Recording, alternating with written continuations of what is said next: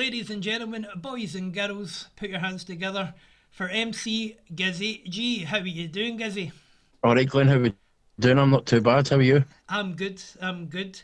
It's been a wee while since we caught up and done a Yeah, few wee it's get. it's been a good few years. Yeah. I kind of done a vanishing trick, Gizzy, but I do apologise because you know what the scene was like back then. It was politics and craziness, Aye, so it was just too aye. much, mate. It went So a bit mental, didn't it? it did, but it looks like it's in a good place now, and I'm looking forward to the future.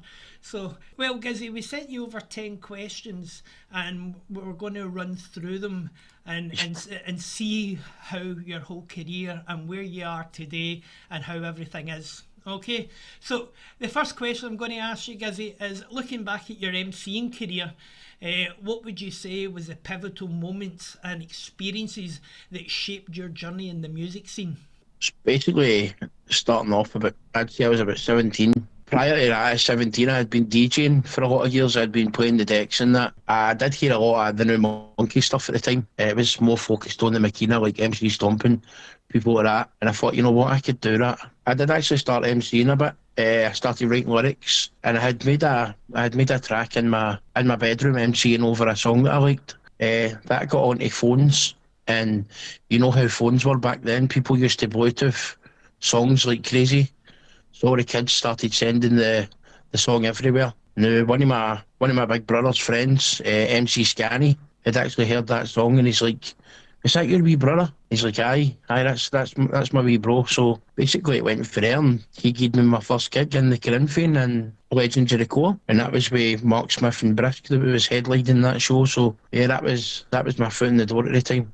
Yeah, that must have been exciting being a young boy and on the same kind of billing as Mark Smith, who's an absolute legendary hardcore DJ and an old school DJ for that as well. So Yeah, that must have been quite exciting. I mean, it was through MC Scanny that I came across yourself, and I found out that's right. that you were local and stuff like that. And I thought I would get you involved. Now, Gizzy, your memory's probably better than me, mate. So, I mean, what age were you back then? Yeah, 17. I was 17, 17. Aye, I 17. was really young. Because Yeah. I remember even getting into clubs. I remember I had to use my cousin's ID to get into some of the gigs that I was doing. So that was pretty, aye. Yeah, but yeah, so I came across you and I thought I'd put a couple of wee bits and bobs together and we would get ourselves a wee gig set up and we ended up, we never stopped for 10 years. No, we didn't. We No, absolutely hammered it. yeah, I was actually speaking to you last night on a wee video call, and you were saying, Glenn, look, are you going to point out individual gigs here because we done that many? And I thought, yeah, Gizzy, do you know what we did? We smashed it, mate. We done loads, and it was Hundreds. and it was great fun. I know you're quite short for time today, Gizzy. I will not go into the drama of how we were doing the interview, we weren't doing the interview, and then my shit internet. Right, But aye. right, so we'll jump on to another question. As I say, question number two: can you share some memorable collaborations or performances from your time as an MC that stand out in your mind? Let me think. It's a long time, and it's been a long time. So It has. there's It's been. been it's been 10 years, Gizzy. So the mind goes Do you know short. what? That I'm probably going to miss a couple out, and there's been that many, but I'm going to try here. So probably one of the most iconic sets I ever played was with when I had reached my peak was probably with Scott Brown, and that was it. That was at your under 18s, and that was just a phenomenal point in my career as an MC. And also when I MC'd for Mark Smith as well, that was insane as well. And also Ultra Beat was a really good set when I done a little bit of a back to back with was it Cyanide at the time? Yeah, yeah. Well, Uh, coincidentally, Gizzy, that's a great plug because right after our interview, that's what we're going to go straight into is MC Cyanide, MC Gizzy G, and Ultrabeat live at Pure Dance Energy. So that's a good plug, mate. yeah, well, that was an awesome set. Yeah, I yeah. yeah. Yeah, I was actually, because I have to go through the audio and stuff. I was actually listening to it, and some of your lyrics, mate, are just absolutely fantastic. And Yeah. I know that we pre-recorded this interview, but actually what was coming in to this interview was a half an hour of your own tunes that you'd made up. Nice. Some classics, mate, some classics. So I hope you do listen in the night. I know, as I see, keep saying we're short for time, Gizzy, and I don't want to keep you hanging about too long. So Aye. we've got a wee list of questions here. Since those MCing days, you've transitioned into new platforms and gaming and TikTok. How did the transition come about, and what inspired you to explore these avenues? So basically, gaming for me, I had always been gaming. I'd been dabbling in gaming, competitive gaming. So I played a game called Destiny 2 very often, and there used to be a really competitive game mode in it called Trials of Osiris. Now, one of my best friends on that game was also my dual partner, who we played together in competitions and stuff. He was also a pretty big streamer. His name is Lippy, and we would then go on to the game mode that we played was called Trials of Osiris. So what we would do, we would do raffles to take like people who weren't as good as us to that 7-win card and get them the loot at the end of the 7-win card and things like that. You know, we just really enjoyed helping people on that. A lot of people had heard that we were really good players and seen that we were really good players, and we then had people coming towards us paying for our service, you know, to jump on their account, boost their KDs, and take them to the lighthouse. That was the place you went to at the end of the 7-win card. After that, I went on to play a bit of Fortnite, stuff like that. Gaming has always been a bit of a passion for me, Glenn, and you know, I left the scene. I kind of got. It's not that it phased out. The passion for music for me was always there, but my mental health was a big part in that as well, Glenn. So I'm totally in the same league as you, Gizzy. yeah, It just got too much, and when things are like that and you're not enjoying it anymore, you have to step no, back. You know. that's right. That's right. So my mental health had took a bit of a turn. I've struggled with health anxiety since I lost my mum a long time ago, you know. God And bless. yeah, and that's when I started to change a lot in my life, and a big part of that was like drinking and stuff when I was out clubbing. So in order for me to step away from drinking and using like drink as a crutch and stuff for my mental health, when I realised it was a problem, Hmm. a big part of that was gigging. And you know what, I had to walk away from that and totally change that part of my life to in order to better myself, you know. And unfortunately, MCing was part of that. So it was something that had to be done. But the passion for music for me is definitely still there. It's just Yeah, that part well, of my life has changed. yeah, I was speaking to you the other week there on Facebook, and I was quite surprised that you had taken a step back. But the industry is a pressure cooker, and when Aye, things are no right in your own life, and then trying to keep that going. I mean, I understand that, because the exact same thing happened to myself as well. It just got too much, and you need time out, aye. and then you can go and rethink and then find yourself again. But we have had a good chat about where you see yourself and all of that stuff. So we'll carry on with the questions, Gizzy, if you don't mind. Aye, Yeah, to be fair though, Glenn, I did put a good 10 years in, and I yeah, done absolutely, mate. everything I wanted to. You know what I mean? So Yeah, well, you get to a peak and you go, well, where do we go from that? where do we go now? Yeah, Yeah, and you know what? To sustain that over 10 years, and it was every other third month or something like that, and then music yeah. started to change as well, because it started to go into that EDM, didn't it, Gizzy? And I mean, Aye, we were liking the kind of the bouncy ultra beats and the Darren Styles and stuff, and the kids absolutely loved that. But then there was this big music change, so that and kind it of started to keep into hardcore, and hardcore started to evolve into something that really I dark. wasn't enjoying anymore. Yeah, Aye, it yeah. was. Yeah. Yeah, and there was a lot of that Skrillex, and is that his name? There was a lot of that influence. Skrillex. Yeah, Aye, there was a lot of that kind of stuff going through the music yeah. It as was well. heavily influenced. It was heavily influenced with the sound that Skrillex brought. That was coming into the breakdowns and stuff, and I wasn't enjoying that, and I really didn't enjoy. I didn't enjoy producing it anymore, you know. So. Yeah. Yeah, and that's the thing, as I said, Gizzy. I mean, I just played as an intro, about 20, 30 minutes of all the tracks that you play. Now that wasn't even close to them all. That was only a couple, right enough. But Right. yeah, it would be quite cool if you pulled the toys out and just made one more for all time's sake. No pressure. Right, so let's move on with these questions. What kind of Aye. what kind of content can we expect to see from you on your TikTok? How do you blend that unique style with the platform's format? So TikTok for me, I've always kind of I mix it up with my sense of humour. So I do a lot of like stitches, like or sketchy videos. I would always be doing like little funny videos and that, making people laugh. That was always my goal on TikTok, was to go on there and make some people laugh. So I did a lot of the kind of videos.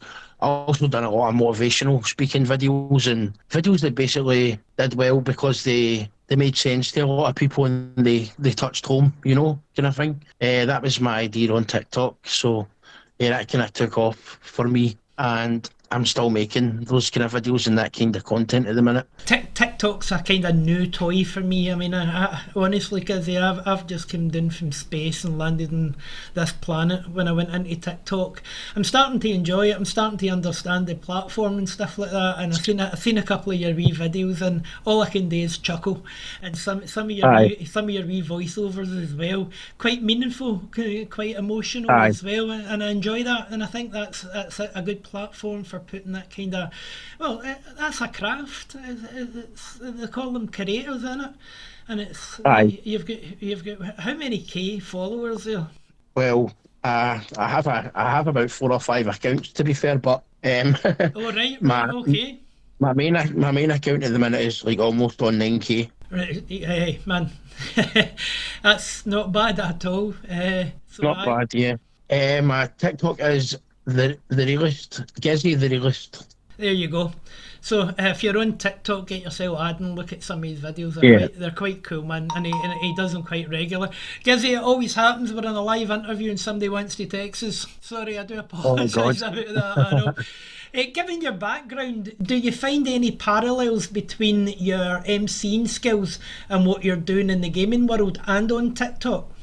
Given your background, do you find any parallels between your MCing skills and what you're doing on the gaming world and MCing? So I would imagine you would need to be quick tongue on the gaming, with a headset, because there's a lot Aye. of banter going there, and probably the exact same in TikTok. So I'll let you answer that, Gizzy. Sorry. Aye, basically, aye. So you really need to be sharp with the tongue on these kind of places, and you need to have an answer for everything because you've got constantly people flinging banter at you back and forth and patter back and forth, and it's especially when you're in amongst group chats and calls with lots of Scottish people. Aye. Right, can, So you can, need to be Could I ask you a question that's not on my list I sent on? So aye, I'm new to TikTok, Gizzy, and I don't really understand the box battles and the versus battles, right? So I was watching quite a famous TikToker, and he gets a lot of people in, and he was talking, he does really really well, and he's like one of the best in the UK. What's the aye. format? What's the format of that box battle? If nobody, out there on TikTok, you're a TikTok user and you wonder what the format is, could you explain what the format is? So the format of box battling is basically gifting. So basically, what the creator will do is he'll host a box battle. He'll have 8 other bigger content creators. Well, actually, it's not just big ones. He has like smaller content creators, mid content creators, and then like your more popular content creators. And what he'll do is he'll bring them in. So say you've got people with 2,000 followers, people with 6,000 followers, and then people with 10K plus. He'll bring them in. Their following will come in, and they'll gift them. At the end of each round, whoever's got the least coins, they go, Oh, right, so and it's they an just keep doing that. elimination. Aha, They just right. keep doing that until they eliminate it. What they don't tell you though is the main content creator in the box battles is usually partnered with TikTok. So what happens is they get 30% of your gifts. So the Oh, gifts that right. you're receiving, they then receive 30%. So it's very business minded and well thought out. I understand why they do it. And so It's just again that's no my scene. I don't get involved in the box battles, you know. yeah. So is it no, See, is it the host who is always going to be winning then? So he's always going to get his percentage plus 30% off of what everybody else is winning. Is that the kind of way aye. it works? So it's a bit of a grey area, Uh you huh. know. Right. I see it as kind of beggy, you know. But again, that's what the platform's for, innit? I guess. Yeah. Some people use it for content creation, like myself. Some people use it for making money. Yeah, Yeah, I've seen the two different sides as well, and yeah, there's other kind of weird ones where they're getting flung roses, and they make all the roses smelling noises and cowboy hats and whatever. aye, So yeah, aye. yeah. So I mean, it can be a wee bit, I don't know, mm, cringy. I mean, Is that don't the get word? me wrong, Glenn. Don't get me wrong. I've received hundreds of pounds worth of gifts, but I've always put it back into the app and into the community, Uh-huh. whether it be people doing charity or I've never spent a penny of any of that money from TikTok. I always No. put it right back into the app. Yeah, and that's what we've been all about since early Yeah. days. It's always been like that. I mean, people thought, you're doing events and you're making an absolute fortune. Sometimes I had to do wheeling and dealing, and I felt Hmm. like I felt like, what do you call him? Only fools and horses, Del Boy. Aye. Speaking to the artists, but the money that I saved in one event, it was always put back for the next event, and it meant we could buy and bring in bigger artists like Scott Brown, Mhm. GBX, and all that carry on. So I totally get that. Gizzy, credit That's to right. yourself as well. There was something I would like to tell you about as well on TikTok when we were talking about gifts and stuff. Yeah. One of my good friends, John, his wee girl passed away in her sleep, God rest her soul. And God bless. what I had managed to do was he had been struggling because he'd been out of work and stuff. He couldn't get her a headstone. So I'd spoke to him. I'd said, look, I'm going to help you. And anything I got gift wise, or I put up a GoFundMe and I done battles with people and I made quite a lot of money. Other bigger content creators then jumped on the bandwagon as well and they helped with it, thanks to them as well. And we managed to get him his headstone. And also Fantastic. someone else came forward as well, which was pretty overwhelming, and they actually provided a free headstone. He was told to keep the money to help him and the rest of his family, and someone else provided a holiday as well, which was amazing. And seeing that side of TikTok for me and how charitable it can be to help another person, that really touched me, you know. So as bad as TikTok can be, it's got its good side as well, you know. Yeah, and it just proves that not everybody out there is horrible, Gizzy. There No, is no, I know. people, and it still gives you faith in humanity. So it Aye, does. Gizzy, that's I right. didn't. Yeah. Do you know that you just dropped that one on me? We haven't spoke about that. That is absolutely admirable, mate. Fantastic. Mhm. I love stories like that, and myself, I'm very similar to that. Aye. Absolutely fantastic. Do you know what I done recently? Because the people at Hare Myers Hospital and Cross House Hospital basically saved my life after a wee heart attack. Oh, I got people on my Mixcloud to send them cakes and coffee. aye. Oh, that's amazing, mate. Well done. But yeah, it's that kind of thing that means a lot. And do you know what a fantastic story. So the guy got a wee holiday. God rest his daughter, and she Yeah. got a wee headstone, She got her head going, and yeah, and he managed to take the rest of his kids on holiday and stuff, and what a a story. well deserved break that they needed, you know. Yeah, absolutely fantastic. Well, Gizzy, I was going to ask you, the next question is kind of self-explanatory after, saying what you're saying, but also it incorporates where the music is. With the rise of social media, especially platforms like TikTok, how do you think it has influenced the music scene and the entertainment industry in whole? Well, it's a lot easier now. If you were a let's say a music producer or an artist, it is a lot easier now to get your content out there. TikTok is definitely one of the best places for it. You make a video, put a sample up of your music. It's a very good promotion tool. As long as you know what you're doing with the hashtags and stuff, and you stay consistent in that on that platform. Your following will go up, word will spread, your videos will be shared.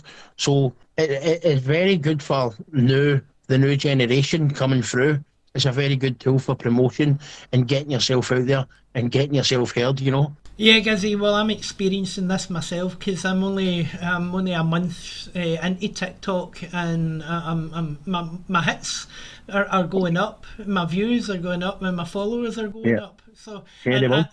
all I do is a courtesy is follow back, and obviously when I'm flicking Yeah, through and I see the wee video, I might follow someone. So my following is probably more than people are following me, but it's going up, and it's exactly what it you're will. saying. If you make the content and if you're quite creative, people will watch it, and before you know it, you're getting a fan base. So yeah, Exactly. yeah. And you will get that viral video. Like, I've got a couple of videos there that done really well. I'm talking like 150k plus, Oh, you know. So uh-huh. you will get that viral video, and that one will set your account off, you know. Yeah. So Oh, okay, Gizzy. I mean, just keep plugging away. yeah, and that's good advice because that just moves us lovely into question number 8. Can you share any insights or advice for aspiring MCs or musicians stroke producers who are looking to diversify their presence across different platforms? So basically what I'm asking there is how do MCs get themselves doing their thing, and what would you say is the best place to be for them? Definitely, again, I would say TikTok, Instagram as well is really good. Just be consistent. It's the same as the last question, really. Be consistent.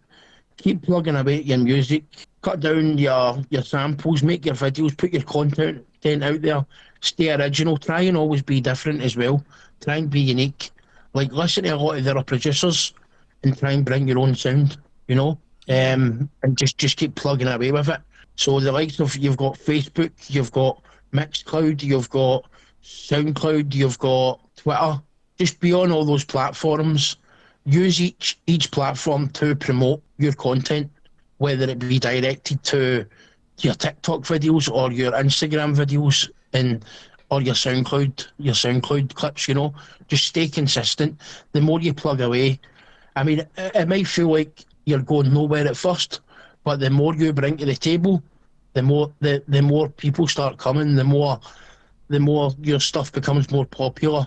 You just keep having it. You just need to keep plugging away at it, you know, and eventually you will get there. that's a great wee bit of advice actually, and I'm Yeah. learning. I'm learning this as well. So I'm, what was it? The Karate Kid. You had Mr. Miyagi, and oh, well, it's all reversed now, Gizzy. Aye. You're teaching me here. You're teaching. I didn't need to teach you anything. You knew your skills, but what I was meaning is I was the old. But I feel that I'm the young boy now, learning a new trade here. But Aye. TikTok is very influential. It can As aspire to big things.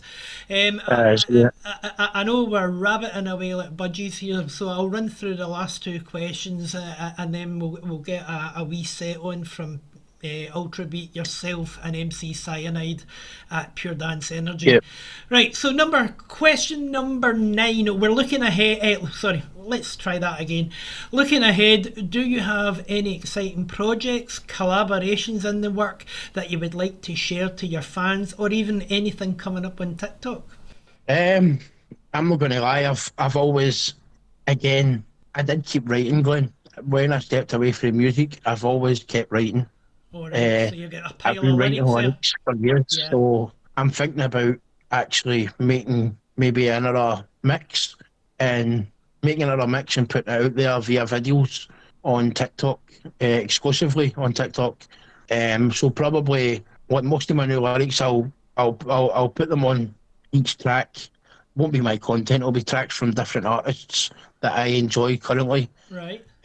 I'll put my vocals over them, do a whole mixtape, cut the mixtape up, and I'll put them out piece by piece on the Eh, platform, video by video, and then eventually I will release the whole mix as well. So yeah, I'm definitely going to be doing that. That's something I'm working on at the moment, Glenn. Guess who's just weedy self?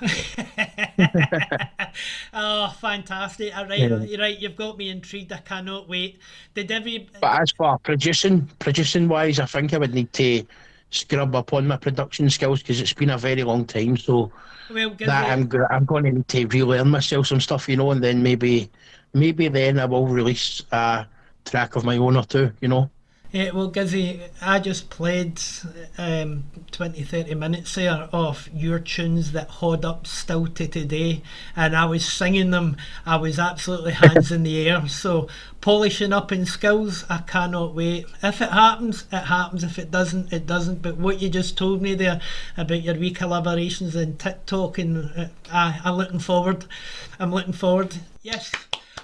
Yeah. Last question, and I can let you get going. Reflecting on your journey so far, what have been the most valuable lessons you've learnt and that you would like to pass on to the next generation of creators? Basically, keep your head down, keep doing what you're doing. You will have negative people making negative comments on you as a person trying to destroy your character. Just don't listen to it, honestly. Know your own worth. It's all about how you feel as a person and a creator. Like, know your own worth, know what you're good at, know that you are good at what you're doing, and just stay consistent. Just keep putting your stuff out there. Any feedback is good feedback, whether it be negative or criticising or trolls or anything. These people are still comment is still a comment.